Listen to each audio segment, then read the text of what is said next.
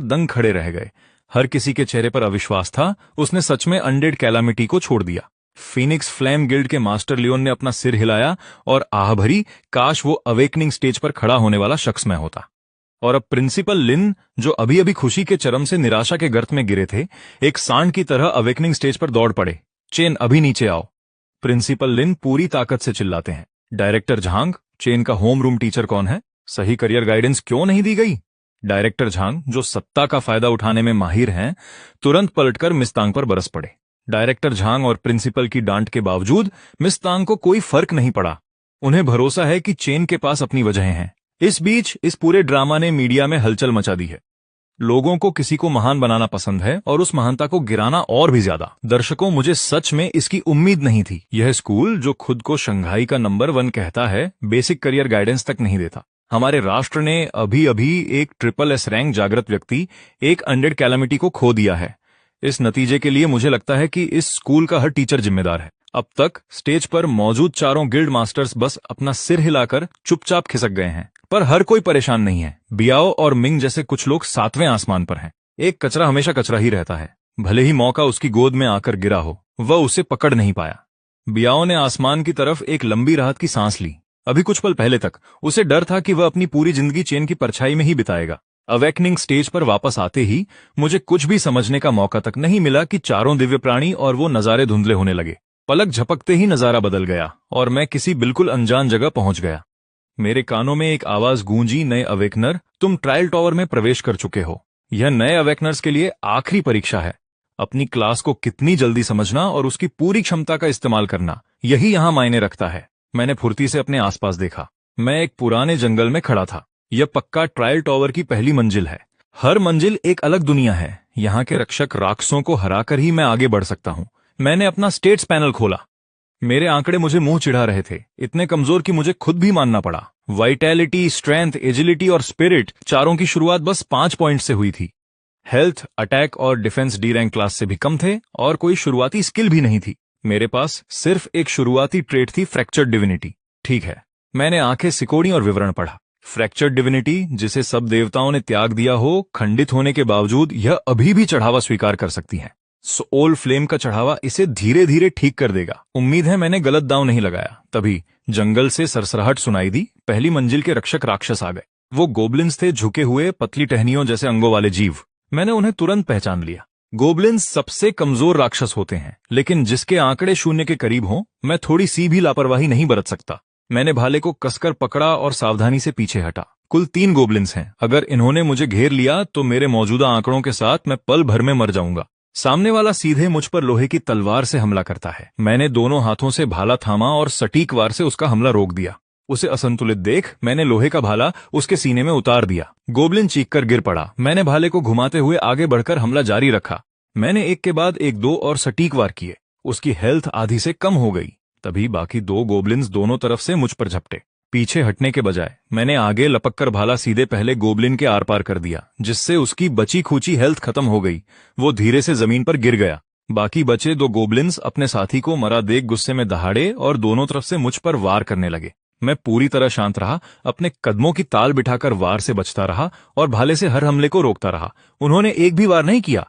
मैं 5 मिनट तक ऐसे ही लड़ता रहा, जब तक आखिरी गोबलिन नहीं गिरा। उनकी लाशों से सफेद रोशनी की 3 किरणें निकलीं और मुझमें समा गईं। इतना अनुभव काफी था कि मैं एक लेवल ऊपर चढ़ जाऊं, लेकिन मेरा ध्यान गोबलिन की लाशों पर था। हर एक लाश से हल्की झिलमिलाती लपटें उठने लगीं।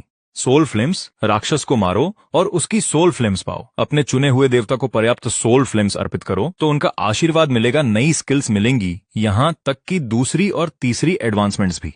Soul flame offering goblin. लपटें लाशों से निकलकर मेरे चारों ओर हवा में घुल गई। सोल फ्लेम ऑफरिंग सफल रही। ट्रेड मिला, सैवेज बॉन्ड, स्ट्रेंथ 10% बढ़ गई। हाँ, उत्साह की एक लहर मुझमें दौड़ गई। पूरे 100 पॉइंट्स की स्ट्रेंथ। मेरा अटैक सीधे 135 तक पहुंच गया। तो चढ़ावा मिलने पर ऐसा महसूस होता है। और यह तो बस एक फ्रैक्चर डिविनिटी है। इसने इतने जबरदस्त नतीजे दे दिए। जिन देवताओं की डिविनिटी पूरी है, उन्हें हर दिन अरबों भक्तों का चढ़ावा मिलता होगा। मैं सोच भी नहीं सकता कि उनकी ताकत कितनी भयानक होगी। पहली मंजिल बहुत बड़ी है। यहाँ सिर्फ कुछ गोबलिन्स नहीं है। आगे बढ़ने के लिए मुझे उनके लीडर को मारना होगा। मैंने भाला पकड़ा और जंगल में और गहराई तक चला गया। ज्यादा समय नहीं लगा और मुझे गोबलिन्स का एक और झुंड दिख गया। लेकिन इस बार 135 के अटैक के साथ मैं किसी कुदरती ताकत की तरह उनमें से गुजर गया। एक वार, एक मौत। मेरे सामने गोब्लिन्स की लाशों का ढेर लग गया और सफेद रोशनी की किरणें मुझ में समा गईं। एक और लेवल अप।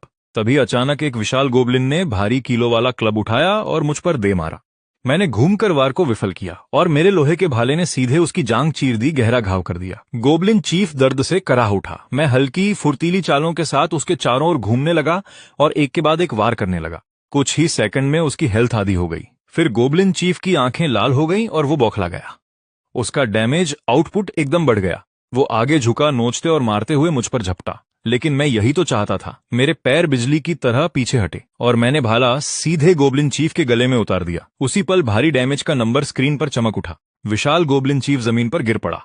लाश के ऊपर सोल फ्लेम्स झिलमिलाने लगी। Soul flame offering. Goblin chief. मैंने भाले की नोक उसकी बॉडी पर रखी और तुरंत एक प्रॉम्प्ट आया। सोल फ्लेम ऑफरिंग सफल रही। स्किल मिली, फ्रेंजी, बी रैंक स्किल।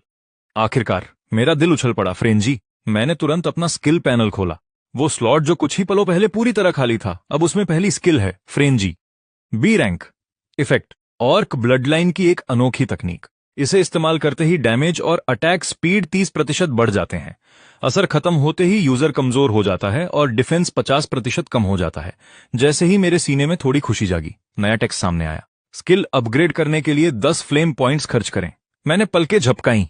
तो फ्लेम पॉइंट्स का यह काम है, आप हासिल की गई स्किल्स को अपग्रेड भी कर सकते हैं।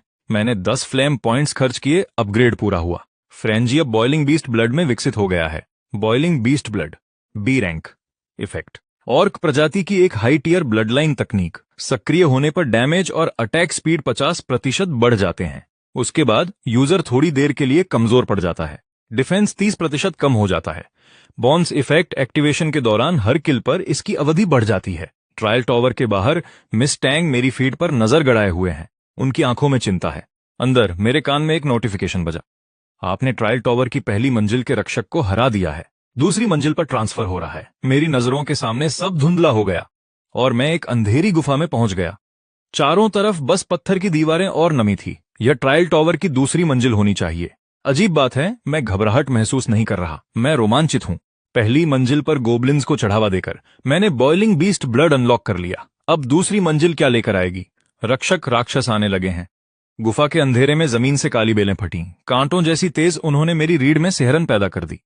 मैं तुरंत पीछे कूदा, भाला उठाया और जोर से वार किया। 2 बेलों को काट दिया। वे अभी भी जीवित चीजों की तरह तड़प रही थीं। मैंने माथा सिकोड़ा। उनकी हेल्थ लगभग खत्म थी, लेकिन अगले ही पल और भी बेलें मेरे चारों तरफ से निकल आईं। मैंने फुर्ती दिखाई। उनके पूरी तरह बाहर आने से पहले ही मैंने भाले से उन्हें काट डाला, लेकिन कटी हुई बेलें जमीन से वापस उग रही थीं। मैं समस्या तुरंत समझ गया। हेल्थ कम है, हाँ, पर उन्हें मारो तो और बेलें उनकी जगह ले लेती हैं। ये तो कभी खत्म ही नहीं होगा। जरूर कोई स्रोत होगा, कोई कोर, और उसे खत्म करना ही एकमात्र रास्ता है। मैंने भाला उठाया और उस तरफ भागा जहां जमीन ज्यादा हलचल कर रही थी। काटते हुए आगे बढ़ा। रास्ते में अनगिनत बेलें निकल रही थीं, लेकिन मेरे फुर्तीले कदमों ने मुझे सबसे बचा लिया। करीब 7-8 सुरंगें पार करने के बाद गुफा के बीच में एक विशाल जड़ दिखाई दी। हर बेल उसी से जुड़ी है, यही स्रोत है। और डराने वाली बात यह थी कि उस जड़ में से एक इंसानी चेहरा बाहर आ गया था। यही कोर है। बिना एक पल सोचे मैंने लोहे का भाला जोर से उस जड़ की गांठ में उतार दिया। डैमेज का नंबर उभर आया और जड़ का हेल्थ बार सामने आ गया। Undying tree spirit, elite boss, health 50,000। खतरा बहुत अधिक है। हेल्थ बार पूरे 50,000 का है, लेकिन सबसे बुरा हिस्सा आगे था। ट्री स्पिरिट पर एक हीलिंग नंबर दिखाई दिया और मेरा दिया हुआ डैमेज कुछ ही सेकंड में ठीक होने लगा। तो ये तरकीब है। अब मैं इस मंजिल का मकसद समझ गया। बेलों को हमेशा के लिए खत्म करने के लिए मुझे अनडाइंग ट्री स्पिरिट को मारना होगा। उसकी हेल्थ ही नहीं, उसका रिजनरेशन भी भयानक है। जल्दी मारना तो नामुमकिन है, लेकिन लड़ाई जितनी लंबी चलेगी, कोर उतनी ही ज्यादा बेलें पैदा करेगा। यह मंजिल रॉ डैमेज को परख रही है। जो अवेकनर्स यहां तक पहुंचते हैं वो हार मान लेते हैं, लेकिन मेरे लिए यह नामुमकिन नहीं है। ट्रायल टॉवर के बाहर प्रिंसिपल लिन की त्योरियां चढ़ी हुई हैं। लानत है, इस साल का ट्रायल टॉवर किसने डिजाइन किया है जो अवेकनर्स पहली मंजिल पार कर पाए? उनमें 3 एस रैंक अवेकनर्स हैं, बियाओ, मिंग और यान। बियाओ अपनी S rank class coiling dragon monk के साथ वो तुरंत अपना स्टाफ घुमाता है और कुछ ही पलों में बेलों को टुकड़े टुकड़े कर देता है। अच्छा है, कम से कम यह मंजिल अभी काबू में है। प्रिंसिपल लिन ने अभी चैन की सांस ली ही थी कि तभी विशाल कोर कैमरा फ्रेम में भर गई। देखने वाले सब एक साथ चौंक गए। अरे नहीं, क्या वो अनडाइंग ट्री स्पिरिट है? 10 लेवल का अवेकनर भी उसे हराने के लिए संघर्ष करेगा। इसी बीच एक तरफ मिस टैंग मेरी फीड को गौर से देख रही हैं। मेरी चालें पहली मंजिल